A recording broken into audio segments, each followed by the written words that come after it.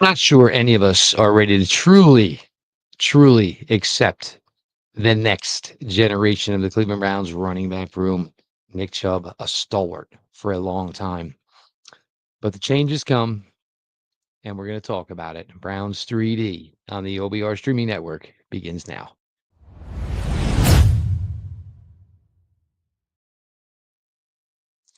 Welcome back, my friends, to the show that never ends, your daily delivery of all things Dog Pound. Browns 3 on the OBR streaming network. And we appreciate all of you who follow us here at the OBR, whether it is the written content from your favorite writers on your favorite team daily, or it is joining us every evening at 6 p.m. on the OBR streaming network, beginning with Browns 3D. As always, we appreciate you all for the support you give to us here. You will have the return of Barry McBride and Fred Greetham at 7 p.m. You'll have a little film work from Jacob Roche at 8 o'clock, so make sure you stay here on the OBR. I am your host, Jeff Lloyd. Nick Chubb was a major factor for the Cleveland Browns from the years of 2018 through 2024. If you want to say he makes the Ring of Honor, I'm not going to argue with you. You want to say one day maybe nobody wears 24 again? Jersey number retirements are always difficult. But if it's suggested, I would go against it. But everything always comes to a change. Change is inevitable. And unfortunately, that is now the time in regards to the running back position for your Cleveland Browns. It is a time of change. The holdover, Jerome Ford in that running back room. Of course, Pierre Strong Jr. as well. The newcomers, Quinshon Judkins, drafted in the second round out of the Ohio State University. Sampson out of Tennessee, drafted in the fourth round. Undrafted free agent, Amani Marshall, also will be going to camp at the running back position for the Cleveland Browns. And there will be a fullback in camp, whether it sticks, who knows, but Troy Hairston will be there at the fullback position. It's certainly going to be weird and different for everybody to get used to and established with that there is a significant change as far as the top of the food chain at the running back position in Cleveland. Jerome Ford, to his credit, and probably not given enough credit for his role in 2023 and certainly his role in 2024. Certainly understandable why most things got forgotten in 24. But when Nick went through that horrible, horrible injury that Monday night, a few seasons ago now, in Pittsburgh, somebody had to step up. And certainly in that night, on Monday Night Football again in Pittsburgh, Jerome Ford did. And while his play would never probably be described as consistent, there certainly were moments for Jerome Ford as the Cleveland Browns starting running back.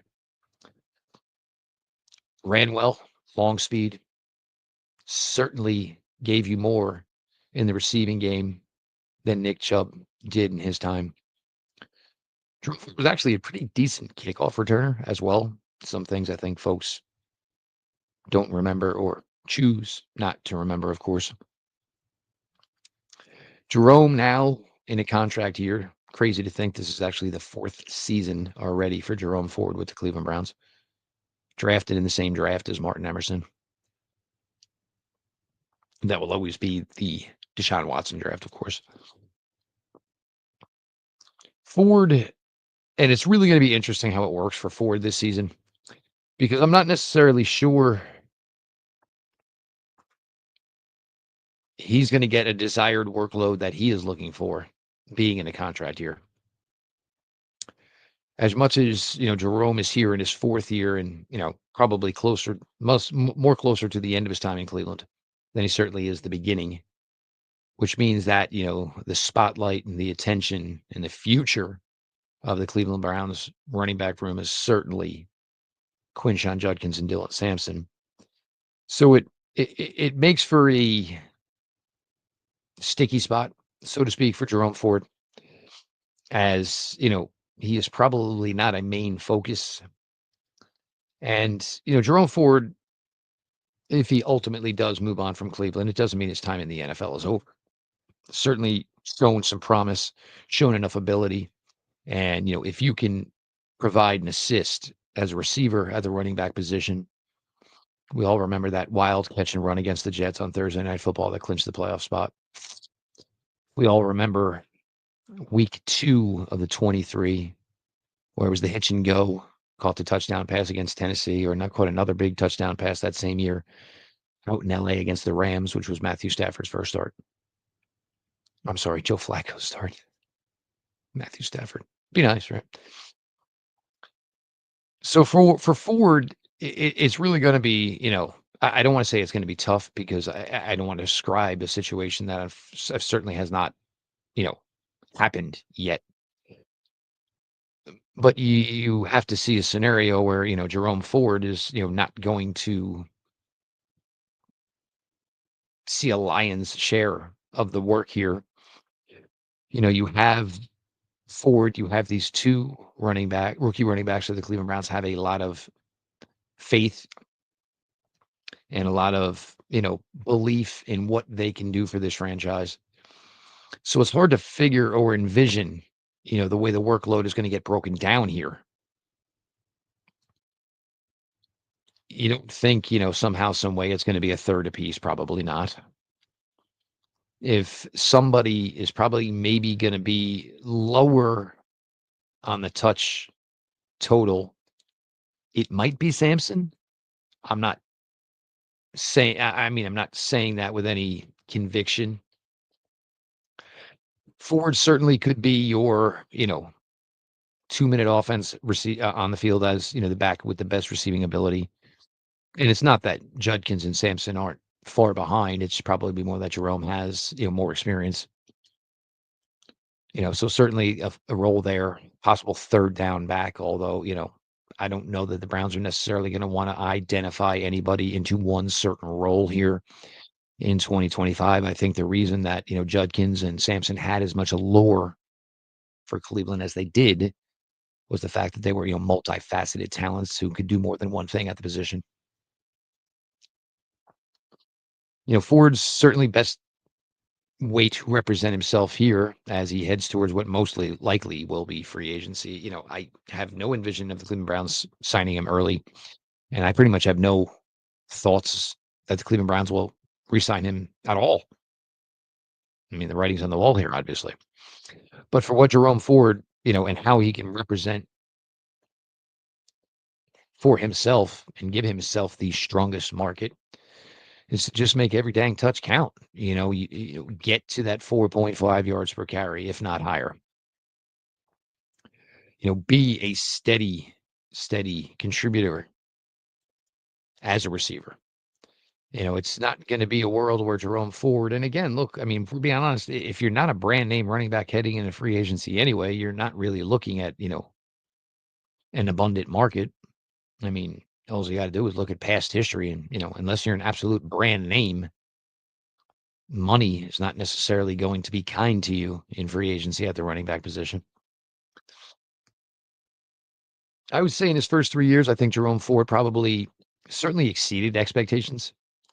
When we first arrived here, it was Nick Chubb, it was Kareem Hunt. And then when we got to 23, it was going to be Nick Chubb and then Jerome Ford. They did acquire Pierre Strong as well. Kareem Hunt wasn't even around. And, as the injury, of course, happened to Nick, that led to Kareem coming back. But in regards to 2023, Jerome Ford outperformed Kareem Hunt. There's no question about it. Everybody kind of gets, excited about, oh, well, they look at the touchdowns, the other things, I don't know what world we live in where people don't value yards per carry, but for me, that's usually the one that tells the tale. And Jerome Ford simply outperformed Kareem Hunt in 2023. 2024, I think Jerome played pretty steady until, season ended prematurely due to injury. And, Jerome had to deal with, the Nick Chubb infusion back in to the Cleveland Browns backfield in 2024. So I'm not necessarily, you know,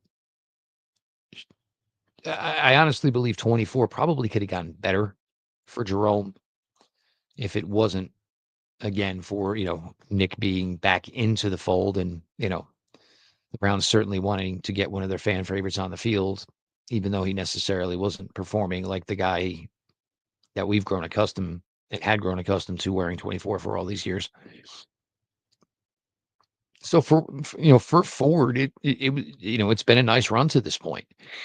Certainly he wants to find a way to, in whatever role the Cleveland Browns are, going to have for him in 2025, certainly perform well, and hopefully there will be some sort of market for him, as he goes on. Again, if you can carry it and you can catch it, you've got a lot of value at the running back position. Unfortunately, that value is not going to be measured in necessarily, a healthy contract with a large amount of money.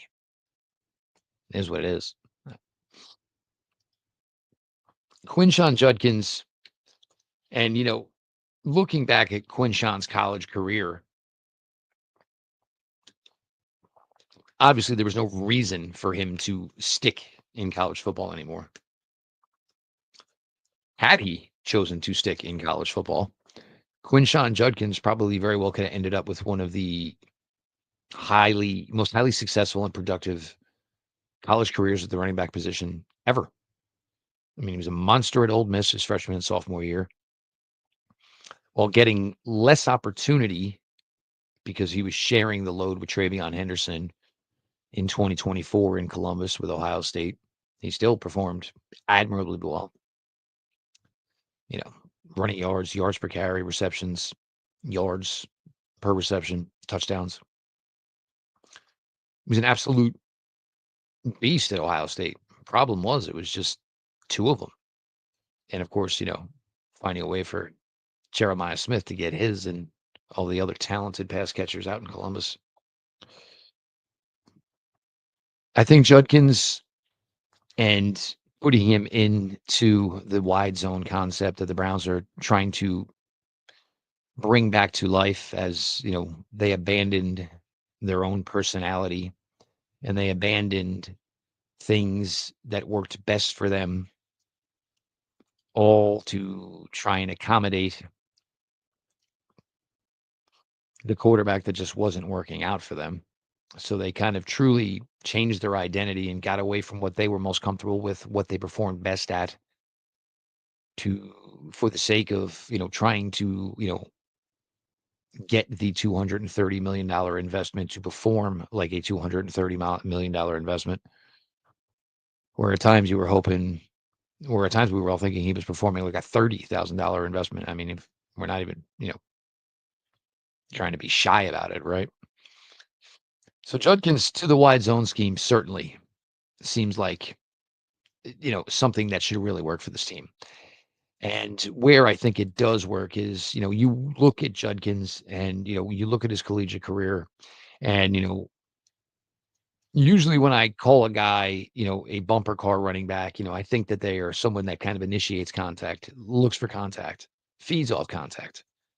Usually when you say bumper car running back for me, it usually means that, it's usually that running style, that overall playing style is usually something that is compensated for due to, maybe being average as an athlete or even having deficiencies in athletic abilities. None of it applies to Quinshon. So, you have a physical guy, a guy that can break tackles, a guy that will initiate contact, and also a guy who is, tested as an extremely, extremely good athlete. And, it won't be a full lion's share, and he certainly is not going to get a workload like he was getting down at Oxford when he was with Ole Miss. Even at best, again, it's hard to come up with these numbers, but if you told me Judkins gets the most opportunities, the most touches at the running back position in 2025, of course, there's no way I'm not going to agree with that. But the question is, of course, what exactly is the, working number? Out of all the touches by the running backs, is it 40 to 45% for Quinshon Judkins? I'd say that's probably a number that's kind of sounds feasible. I don't think he's going to get the overall 50% workload. If he were to, I think that would mean that the Browns were pretty successful or other running backs got hurt because you don't want to start, just tying the wagon to Quinshon Judkins here in 2025. I mean, you start playing well, you're winning, you have a good record, and, that could change, of course. But I think, 2025 is more of, getting these guys being Judkins, and of course, these guys being Dylan Sampson, integrated into your offense, integrated in the NFL life, and, building up everything you can and, seeing how your quarterback position plays out, in regards to 2025 and where does that lead you as far as the quarterback position for 26 and 27? As we all know, it's looking, very, very apparent that, the Cleveland Browns would be in play to draft a quarterback extremely high in the first round in 2026 while holding those 2 first-round picks. Now, Judkins certainly, one of the things you're going to need is you're going to need more regularity out of the passing game. And it wasn't that he wasn't used in the passing game with Ohio State. It was just the screen game and, the threat of the screen game, and which Travion Henderson was so good at. And one of the reasons Travion Henderson was so good at it is because he was on the field and he had such a reputation in pass protection that, you had no idea what was coming as a defense when you were facing Ohio State and Travion Henderson was on the field. They had the ability to hand it to him. They had the ability to just straight back and throw it, and trusting Travion Henderson to clean up any leaking pass rusher that was getting towards Will Howard. Or he certainly, as we saw in the playoffs, excelled in the screen game. And it's not that Judkins hadn't shown promise as a receiver at Ole Miss and, of course, at Ohio State. It was just that something that Travion Henderson had just been with Ohio State so long, he was more comfortable with and certainly performed better in. But that's one of the things where, you're hoping to get, a bigger sample size, so to speak, of Quinshon Judkins and his ability to be able to assist the team in that area, in that facet. So for Judkins, it's, and again, you cannot put it all on Judkins, of course. With the return to this wide zone system, a lot of this is, of course, as it was at times in 23 and at times in 24, it is going to be, as a running back, you never want to make excuses for anybody, but, sometimes, it's what you can get and it's what the offensive line gives you and what do you get from there and what can you get, obviously, after that. Now, Judkins, if we want to say 1,000 yards as a rusher, I know that's everybody's barometer, I guess. Me, I'd rather look at total carries and yards per carry and touchdown and equate, basically, put all those numbers together mathematically to find out, what the overall production would be versus, the guys who get the heavy workload. And, there certainly is a part of this, for any of these young running backs who are about to embark to Cleveland Browns training camp. There's certainly a huge part about this is, being the guys after Nick. And every fan base is fickle and every fan base falls in love with certain players, and rightfully so. But it is always hard sometimes to be the guy after the guy. And, I think that's where, it's going to be maybe a little difficult for Ford, for Judkins, for Sampson, if Pierre Strong makes it, if there's an outside chance Amani Marshall makes it, is, you know, collectively, these 3, 4, whatever guys could be a great unit, and still have some of the fan base and some of the media, questioning the way the Nick Chubb situation worked out. And a lot of that'll certainly have something to do with just how Nick performs in whatever role it's going to be that he plays in with the Houston Texans. But, I'm assuming Judkins is your RB1, and it may not be true RB1 in the sense of, 235, 250 carries, da da da da da. But, that is what you're looking for. That is where this is all, shifting. And, it'll be tough for Browns fans. It'll be tough for all of us, honestly. It's just, Nick had become such a factor for this team and such a mainstay for this team. It's going to be hard to envision, 1 year and years to come where, the sun set on the Nick Chubb era for the Browns. As you guys know, I was a huge, huge Dylan Sampson guy the entire path of the 2025 NFL draft. All those talented players down in the Southeastern Conference. He was the SEC Offensive Player of the Year. Was on a team that did make it to the collegiate playoffs for whatever that's worth, as many teams as they're sending now. 5'8", 200 and change. Runs stronger. Runs with a little more physicality than you would think when you just say a guy is, 5'8", 205. Has great ability to get tiny through contact. Again, there were many, many runs of Dylan Sampson where you kind of just saw him, up the gut between the center guard, between the center guard split, or between the guard tackle split, and kind of just getting into that mass of players. And all of a sudden, you kind of just saw on your screen out the other end, Dylan Sampson did not get tackled, and Dylan Sampson took one, 25, 30, 40, whatever. He's got a lot of talent, and certainly did not get the wear and tear in college that Quinshon Judkins certainly did. Sampson only had the final year down in Knoxville where he was the featured guy, whereas basically Quinshon Judkins, was featured heavily his first 2 years at Ole Miss, and certainly got a healthy amount of run last year. But there was another guy who went in the second round that he played with, and you can't blame Ohio State for making sure you fed them both. They were great ball players. We've already seen in limited stuff, rookie camp, OTAs, mandatory mini camp, that they're kind of working with Dylan Sampson to, get some other looks for him, jet motion.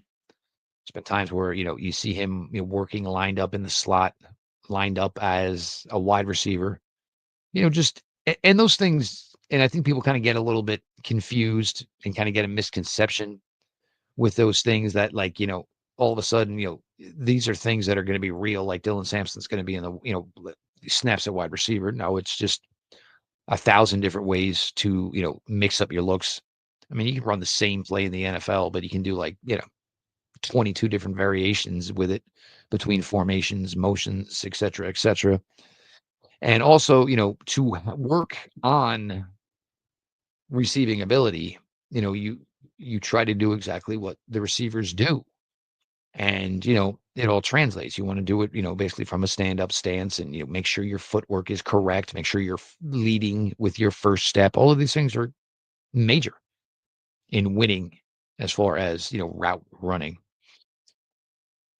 I think the Browns definitely think that, Dylan Sampson can hopefully give them what they were hoping they would get in 2024 for Nyheim Hines. And, for Hines, the knee just never responded in a healthy enough way where, they could be comfortable with him, passing what he needed to pass test-wise and getting back out on the field.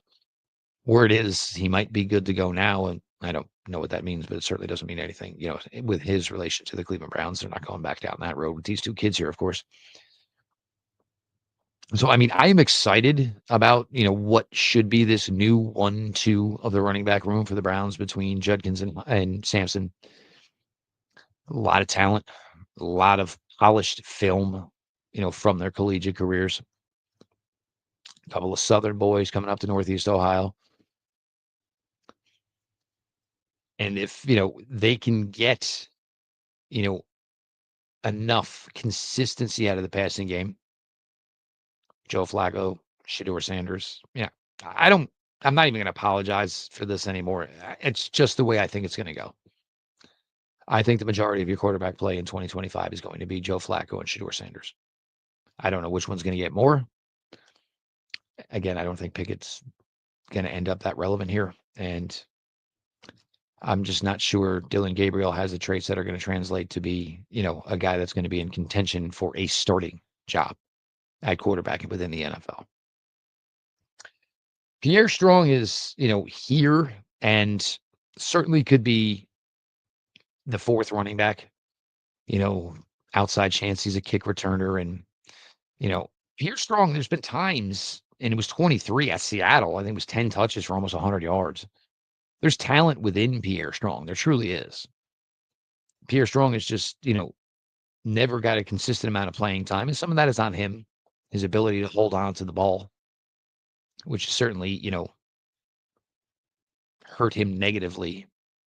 It was probably the reason New England pulled the plug quickly. And when he got to Cleveland, it was Nick Chubb, it was Kareem Hunt, Jerome Ford was on the roster. So there was no real thought that, I'm sorry, Kareem Hunt was not on the roster. There was no real belief that, there was, Pierre was being brought here anything more than a role playing at running back position. He was just going to be a guy who was going to get an opportunity every now and then. And, overall, I mean, athletically, speed, he's kind of got it all, but it's just, it's never translated. And, to be fair, it's, it's not translated to a lot of success, but, it's kind of on him. And, he very easily could be the fourth running back here for this team this year. But the future of this room, and most likely the present of the Cleveland Browns running back room, certainly is probably Quinshon, Judkins, and Dylan Sampson. Judkins by far the highest commitment of, draft capital from Andrew Berry and his front office to the running back position. And, came back later in the draft and took Dylan Sampson. It was just wise drafting when you had people talking about an historic draft class, a very, very ocean deep draft class. Obviously, it makes a million times of sense to jump in to where the market was robust. And for the Browns, hopefully, you've shut down any talk of, what's needed at your running back position for at least, the next 3-4 seasons. We're getting closer, we're definitely getting closer as we sit here now, July 9th. So, 2 weeks from now, you will have rookies in. Come tomorrow, that will be 2 weeks until the veterans report. And, training camp's always exciting. And, I think that's when all of us, get back on our Browns BS, if you so will. Start trying to talk ourselves into scenarios where, this team can maybe, be successful to hopefully playoff successful. Certainly a lot to monitor. Each positional group has their own questions. None bigger, of course, than the quarterback room and how all that's going to shake out. But, you look at any positional group on this team and they all have their questions. There are potential answers. But again, until you see it and you have proof of it, it's a belief. We sit and we search for confirmation. And hopefully that will come in time, of course. We talked about the quarterbacks yesterday. We talked about the running backs today. Tomorrow we'll jump in and, go a little wide receiver talk. And certainly there's questions within that group. But with those questions, there are possible answers. And I'm going to look forward to dig into that, of course. The post-Nick Chubb era is the era that, nobody wanted and maybe most aren't ready for. And it's certainly understandable. When you get special players like Nick, it's not as easy to, turn the page, so to speak. As always, we appreciate you all for coming out to the OBR every single day, whether it is reading about your beloved Browns from your favorite group of Cleveland Browns writers here at the OBR, or joining us every night on the OBR streaming network, beginning at 6 o'clock with me, Jeff Lloyd, hosting Browns 3D. Tonight at 7, stick around. The boss man, Barry McBride, is back from vacation, and him and Fred Greetham, obviously, I'm sure I'll have a lot of Browns chatter to catch up on. A little film work from Jacob Roche. We'll hit the timeline at 8 o'clock, so make sure you're around for all that. Make sure you subscribed to the OBR over on YouTube. Make sure you subscribe to the OBR over on Twitch. This has been your daily delivery of all things Dog Pound. Browns 3D on the OBR, and we will talk to y'all tomorrow.